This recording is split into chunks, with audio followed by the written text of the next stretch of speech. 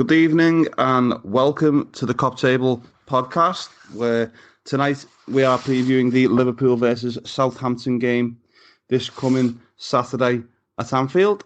Joining me once again is Jay Riley. You can get Jay on the Radio City Fan Friday talk show at the Cop HQ on Twitter if you want to follow him on there, and regular with us on the Cop Table. So, how are you, Jay? Yeah, still, obviously absolutely flying now after the victory that we had against West Ham and 19 points clear, and, you just can't see any way back now for any team trying to challenge Liverpool for this title, and it's just inevitable now. It's a case of when, not if, as I said on the previous podcast, and, things are great at the moment for Liverpool. Yeah, certainly are. 19 points clear and everything's rosy at the moment, isn't it? And long may continue. But first of all, Jay, obviously we only recorded a few days ago. We're going to go back over the West Ham game. You got your prediction spot on again with a 2-0 on 2-0 scoreline predicted on the last one, and you had the previous podcast one as well. So that's 2 on the spin for you, looking for your hat trick against Southampton this week. But yeah, just give us your thoughts on the performance against against West Ham, please, Jay. Well, I thought, to be honest, it was a little bit of a training exercise at times, because it was basically attack against defence, wasn't it? And we know what David Moyes is all about. He's the type of manager where it's avoid defeat first, isn't it? Before, rather going out and trying to win a game of football. We've seen it for years when he was the Everton manager, and it's sort of like crazily ended up getting him the Manchester United job, because obviously he was mates with Ferguson and he wanted them there, which it was a bizarre appointment, wasn't it? Because, he was taking over a team that had been very successful, and he wasn't a winner at all, was he? So it was just strange tactics, really. It's not the way United have always played as a team either. So we knew what we were going to get, because his management style's never really changed. He's always been that way, Moyes. So a bit of a dinosaur, isn't he? And so you knew Liverpool were going to have a large part of, possession in the game, and it was all about being patient and trying to break them down. And ideally we wanted an early goal, but we didn't get an early goal. But Liverpool was still in control. They just lacked a little bit of urgency, I thought, in the first 20 minutes, half an hour. But like I say, we were always in control and in the ascendancy. We were always the most likely to open the score, and thankfully we did get a penalty, which, it was silly defending really by West Ham. I mean, they were playing really deep, and Liverpool pushed them back deep, didn't they, really? Because they couldn't get out at times, and it was a bit embarrassing. I mean, I suppose we are flying high at the top of the table, and West Ham are right down there in the relegation fodder, really, aren't they? I think they're just out of the relegation zone on goal difference or something like that. So, it was basically top against bottom, and, it really did show, didn't it? And thankfully, the patience that we had to show. I mean, we got the penalty, didn't we? It was a foul on Divock Origi, and Mo Salah stepped up. And we were talking about this, weren't we, in our WhatsApp group chat, about the fact that whenever Mo Salah steps up for penalties, you're not always 100% confident. And it's weird, because I don't know why. I think he scored 9 on the spin now, and it's quite a good record, isn't it? But he has missed a few for us in the past, and I mean, I remember back to the Champions League final when he stepped up against Spurs in Madrid, and I was like, oh God, hopefully he doesn't miss. And obviously he rattled it home, and this was a fantastic penalty, though, right in the bottom corner. No goalkeeper was saving it, and put Liverpool 1-0 up, and deserved lead. And hopefully, we knew that it was going to lead to an avalanche of goals, but it wasn't really the case. But Liverpool were in control, and we went in at half time. As I say, 3 points were in the bag. There was no way West Ham were getting back into it for me. But, obviously a team always gets opportunities as the game goes on. If you don't get the second goal, that's always the fear. And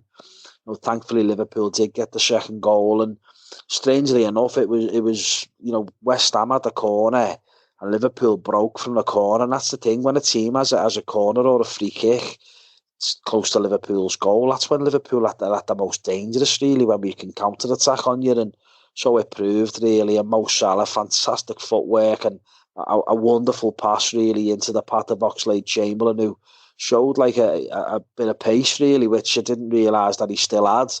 And, he got past the last defender and cleaned through on goal and slotted it home fantastically well, very cool. And, 2-0, game over. But West Ham did have a couple of opportunities towards the end, and Virgil van Dijk had to be brilliant on a couple of occasions, one in particular against Snodgrass, where he just basically shepherded them away from goal. It was remarkable defending, really. He's just unbelievable, isn't he, at times? Virgil van Dijk, absolutely outstanding defender, outstanding footballer. And then we had that moment of madness, didn't we, where Declan Rice had a shot and Alisson Becker just parried it back into play, and Trent Alexander-Arnold played a 1-2 with the post. It was incredible, really. I don't know what was going on there, but it's two ways of looking at it. I mean, he's very fortunate, but it was an absolutely terrible miss by Trent, wasn't it? So we got away with one there, but as I say, the game fizzled out a little bit. Mo Salah rattled the post, didn't he, after that, to make it 3-0, and the game just fizzled out, really, and it was an easy 3 points for Liverpool, and 19 points clear now, marching towards this Premier League title. Yeah, and I've seen today, Jay, I think it was on Sky Sports, that Liverpool have now took a possible 97 points from a possible 99. Absolutely fantastic record. Just dropped 2 points in all of them games. One draw against Manchester United. Now we've beaten every single Premier League team since the start of the season. Do you see us going unbeaten this season? Can you see Liverpool going throughout these 38 games now without defeat? What do you think of it? It's very possible, but I mean, we've still got to go to the Etihad, and that's the only game we lost last season, wasn't it? And ultimately, it cost us the title, didn't it, that game, because City beat us by a point. And this time around, it won't be that severe, regardless of whether we do lose to them or not, because the fact of the matter is Liverpool are going to win this title. There's no doubt about that now. And you're looking at it and you analyse the fact that that is our hardest game left, and even if City do beat us, they're not going to stop us from winning the trophy. But obviously they could be the team that stops Liverpool from becoming the second team to be in the Invincibles after what happened with Arsenal. So I think that's the game we're all looking at, but there's 13 other games, and you just never know. Sometimes you end up losing in a game that you don't expect to.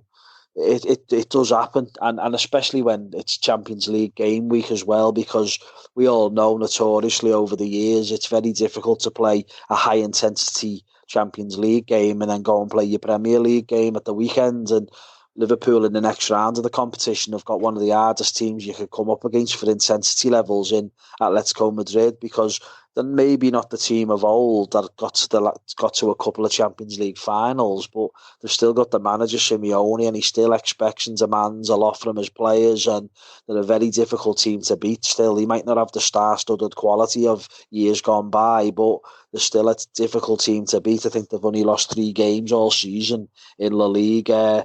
They've conceded hardly any goals, really. They just don't score many goals, so I'm fully expecting there to be a difficult tie, and it's going to be 2 high-intensity games. So you've got to then look at the Premier League fixtures after them games, and you could come a cropper in them games, really. But you'd like to think this Liverpool team, as we showed against West Ham, it was embarrassing at times, the levels, the standard of how far ahead we are of some of these teams that are in the Premier League. I mean, of course, I've just touched on them. Man City's the toughest one. We've got a derby game as well, I suppose, against Everton, but, without trying to tempt fate, they haven't beat us in a derby game for 10 years, a decade, do you know what I mean? So you can't imagine them beating this Liverpool team, can you? Other than that, you're looking at towards the end of the season, a lot will depend on when Liverpool actually do win the title, because we're probably going to win it with 5, maybe 6 games to spare, maybe 7.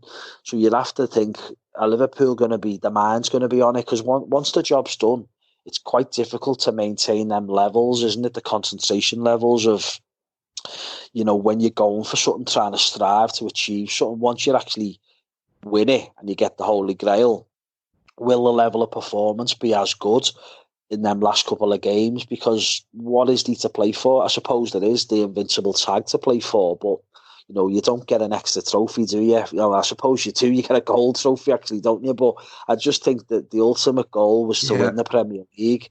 And that's the be all and end all for us, and anything else extra is a bonus. If we become Centurions and get over 100 points, if we are invincible, then fine. But we're going to win the Premier League title, and that's all that truly matters. And whether it's a gold trophy or whether it means we're Centurions and we've got over 100 points, personally, I couldn't care less. It's all about winning this Premier League title, and that's exactly what we're going to do. So it is a difficult question to answer because, who knows? I'm not Nostradamus and there is 14 games to spare, but this is a special Liverpool team, and we're just so efficient.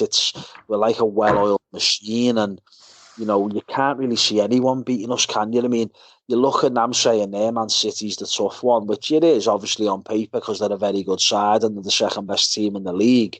But they've just lost 2 games at home in the last couple of months to the poorest Manchester United team for 30 years. So if Man United are going there not once but twice and beating them at the Etihad, then why can't Liverpool do it?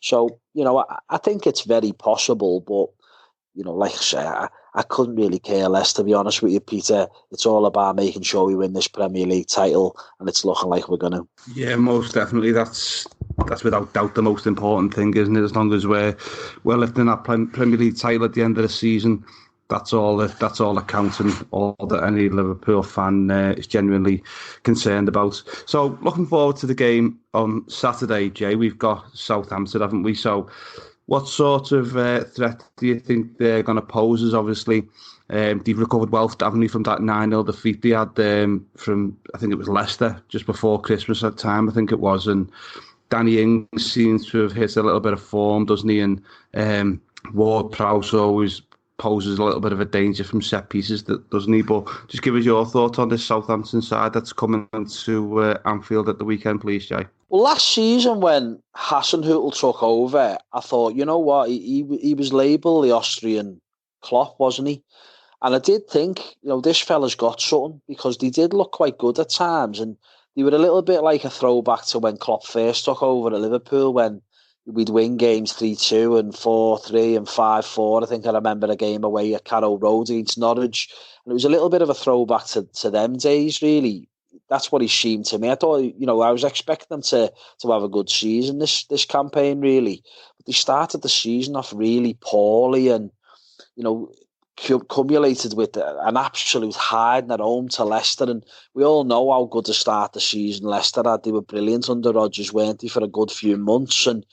But to lose a home game 9-0, I just don't know how he kept his job after that, because that's just like unbelievable humiliation, isn't it, on your own patch? Well, to lose 9-0 anyway is embarrassing, but on your own patch is just like, how do you recover from that? So I thought he'd get sacked, to be honest, but he stood firm and persevered with him and kept him in the job, and quite rightly so, because, as I say, going back to last season, he looked quite a good manager and maybe lost his way a little bit this season, but they've certainly picked up form since that result, and it's paid off, really, the faith that they've shown in him, because I do think he is quite a good manager, to tell you the truth, and they have got some decent players there, and so it's proved, like, the last couple of months they've marched back up that table, because they were in the relegation zone. They looked like they, for all intents and purposes, that they were going to go down this season, for me anyway.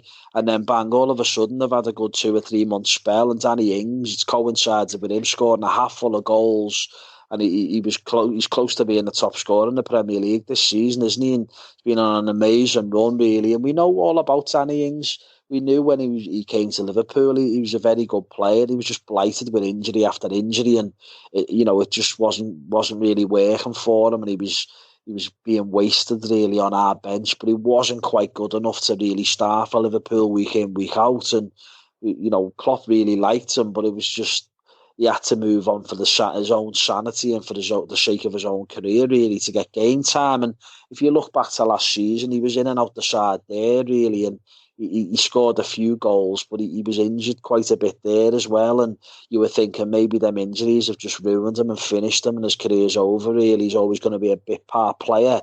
But this season, he's just come on leaps and bounds again, and he seems to have, fitness issues haven't been that much of a concern, and he's played consistent games, and he's scored goals for fun, and he's a very dangerous player. He's a live wire, and he's a good player as well. He's got a very good attitude, great work ethic as well, and he is going to be a threat. There's no doubt about that on Saturday when we play them. But you know, it's one of them, isn't it? They've got creative. I mean, Ward-Prowse is good from set pieces, isn't he? And they've got that Holberg. He's the skipper, isn't he? He came from the Bundesliga. I don't know whether he is German. I think he is. He's a decent player as well, isn't he? He likes to put his foot in and stuff. And they aren't a bad side. I mean, they've got Redmond as well, who's a bit of a live wire at times. And, of course, they've got, I think, Cedric, the fullback's injured, isn't he, at the moment?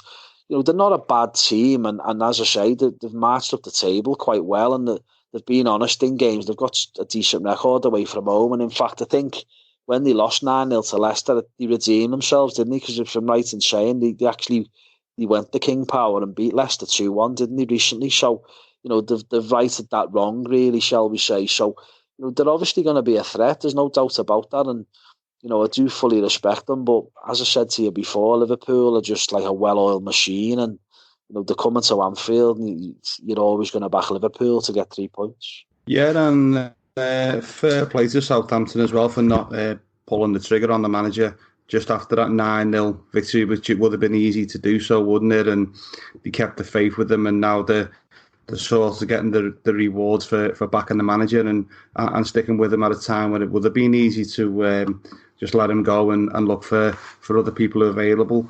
So, looking forward to this game then, Jay, from the Liverpool point of view. What do you expect the lineup to be? Obviously, Keita, Fabinho are now pushing for a starting place, aren't they? Do you see Klopp choosing to rest some of the midfield players with the games ahead in mind? Well, don't forget, after this game, we've got a mid-season break, haven't we, for 2 weeks? We don't play again until the 15th of February away to Norwich. So I know we've got the FA Cup replay, but we've already spoken about that. We know it's going to be the under-23s. It's going to be Neil Critchley managing that team. So none of the main players are going to feature.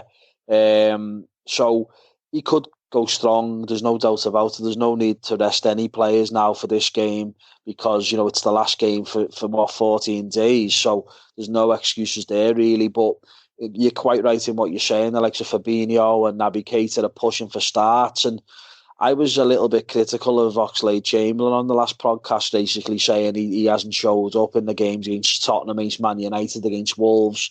And I thought he was a little bit ineffective in the first half against West Ham as well, but then he went and scored his goal. So, that was 2 fingers up to me, which I don't mind. I'll hold my hands up. But the thing is, it's like, what do you do now going into this game in Southampton? Because we did think that Origi would start, which was the case. It did prove to be the case. He did start in the front three, but I always think Origi, when he starts games, you can count on one hand the good performances he's had, and they were Everton in the derby this season when we won 5-2, and Barcelona in the Champions League last season when we won 4-0.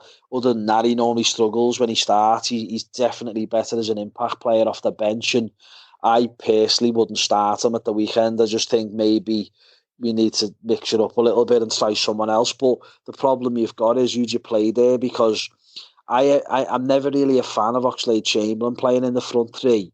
And if you remember back to when Keita first came, he was tried, wasn't he, in the front three a few times on the left-hand side. And again, they're both more suited to playing in midfield. So it is going to be interesting. The team selection is going to be a tricky one. And with Oxlade-Chamberlain actually scoring the decisive goal, if you like, against West Ham, the second goal anyway, that totally killed the game, you would be thinking that he should really keep with him and stick with him and start him again. So that may well be the case. But, I think Origi's place could be up for grabs because don't forget, he did go off with a little bit of an injury as well. And no one really knows how bad it is, whether he's okay for this game or not. So maybe you will see Naby Keita starting, but maybe there'll be a system change and we'll go 4-2-3-1. I'm not so sure, but again, it's going to be the same back four, isn't it? I mean, Joe Gomez has been absolutely outstanding. I mean, everyone raves about Virgil van Dijk, and quite rightly so, but Joe Gomez has been sensational as well. I think I've seen a stat there, his last 35 starts in the Premier League, Liverpool have conceded 8 goals. Now, that's just phenomenal, isn't it? You know what I mean? It's incredible, really. So, the back four is going to be the same. Obviously, the goalkeeper, Alisson. And then it is the dilemma whether it's going to be a system change or whether or not, the personnel in terms of will Naby Keita get a start over Origi and there is a system change. I mean, personally, I think Naby Keita is such an infuriating, frustrating player because we all know he's got tons of ability. There was times last season where I think he got a run of about 7-8 games on the spin, and he was brilliant. And then he lost his place because he got injured, didn't he, in the new camp? And then this season as well, showing signs of looking very good. Scored in a couple of games, then bang, all of a sudden gets injured in the warm up. So he's infuriating because we all know the talent that's in there, but he just seems brittle, doesn't he? He seems very, very injury prone, and he's back training now. He came off the bench the other day against West Ham, so hopefully he's ready to start this game. And I would like to see Naby start, but like I say, it's as ever, as we always say every podcast that we do, it's always a selection dilemma for Jurgen Klopp. Yeah, spot on. Cheers, Jay. It'll be interesting once again to see which starting 11 Jurgen puts out. So, staying with the Southampton game, just before we go, give us your thoughts on a score prediction and your reasons for them, please. Well, yeah, I'm on a hat-trick, aren't I? So, like I say, at this moment in time, Liverpool, as I've said previous times, when you look at Liverpool's the form is fantastic, incredible form, just win after win after win. I think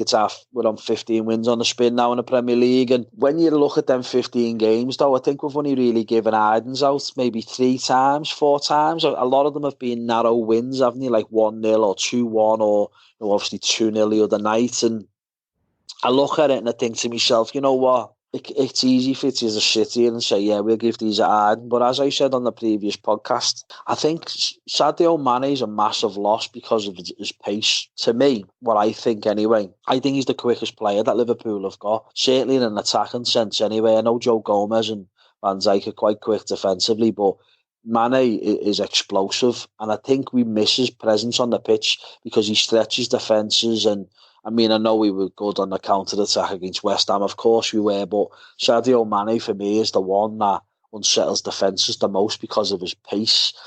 And obviously he's a goal scorer as well. And I just think at times you can struggle to break teams down when you're lacking one of the front three. And obviously Mane's going to miss this game as well as he did the West Ham game. So I think at times we may well have to be patient. An early goal would be great, but if not, like the West Ham game shows, just got to be patient and opportunities will come, and eventually, we'll start, getting really good opportunities, and it's all about being clinical and taking them. But I do think without Mane, and obviously it might be a little bit of a system change, it could be a close game because Southampton are no mugs, as they've proved the last couple of months. They've been on a decent run, to be fair. They went to Leicester and won, and I know Liverpool went there and won 4-0, but for a team like Southampton to go there and win 2-1 and deserve their victory, by the way, because Danny Ings scored, but he could have had a hat-trick on the day. I remember seeing the highlights of the game and he missed a couple of opportunities, really, and a couple of good saves from Schmeichel. So, they are a very dangerous team and they're probably better suited away from home as well, to tell you the truth. So, I do think it'll be a tough game. But, like I say, Liverpool are on this incredible run. And we're going into every game with the belief that we're going to beat any team that's put in front of us. And regardless of Mane being out, I just think Liverpool will end up, knocking on the door so many times, and eventually we'll end up breaking through. And I just think we'll win the game. There's no doubt about that. But I'll err on the side of caution, though, for this, because as I say, I think Southampton are playing well, and I just think they'll have a goal in them as well. I'm not sure whether Danny Ings will score, but I just think they've got a goal in them. So I'll go for a 2-1 Liverpool win, another 3 points, and then Liverpool will go 22 points clear of Manchester City. So you're going to go for the 2-1 victory, Jay? Right, okay. My own thoughts on a scoreline. Yeah, again, like Jay said, difficult game. Coming to Anfield, Ings is going to be up for it, isn't he? He's got a point to prove to Klopp and Liverpool, and wants to show us what he's capable of. I think there's one or two players being linked with moves out from Southampton as well. I think it was, who you mentioned before, Cedric's been linked with Arsenal, and I think Højbjerg's been linked with Tottenham. So the potential for them to move in before the transfer window shuts tomorrow could upset them slightly. So I know they brought in Walker Peters from Tottenham, but the man just said that he's not going to be available to play in this game. It's going to come too soon for him. So with bearing all them sort of things in mind, I think Liverpool, like Jay says, they're absolutely flying. Salah's in a really good moment, isn't he, with his form, scoring that penalty and setting Chamberlain up. So I'm gonna say Salah's gonna get a couple of goals, and I think Bobby's due one as well. So I'm gonna go with a 3-1 victory for Liverpool in this fixture. So just before we go, like we always say, thanks to the LFC Day Trippers and Gav and the lads over there for putting our podcasts out, editing them and releasing them on their platforms.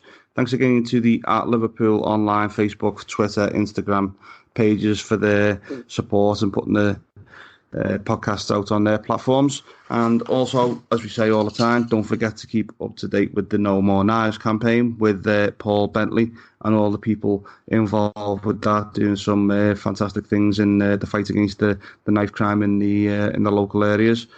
So thanks very much, everybody, for listening. And that's our Liverpool versus Southampton podcast all done. And thanks very much for your time again, Jay. Yeah, no worries, mate. It's, let's hope on Saturday that we can go 22 points clear and put massive pressure on Man City's game away to Spurs on the Sunday, I believe it is. I think it's 4 kickoff.